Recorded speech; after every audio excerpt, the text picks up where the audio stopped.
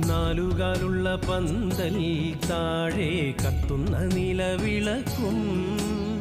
പീഠത്തിൽ കുറുവടിയും ചേലിൽ പൊന്നുടയാടകളും പൊന്നുണ്ണിമായ വരാൻ നോമ്പുമായി കോമരം കുളിക്കുറിയായി പൊന്നിന്റെ അരമണിക്കിലുക്കവും പൊന്നൊളി പരത്തി നിവ തൊഴുകൈ കൂപ്പി നിന്നടിയൻ പദമലരായി തീർന്നലിയാൻ ശങ്കരസൂനോ സങ്കടം തീർക്കും വിഷ്ണുമായ സ്വാമി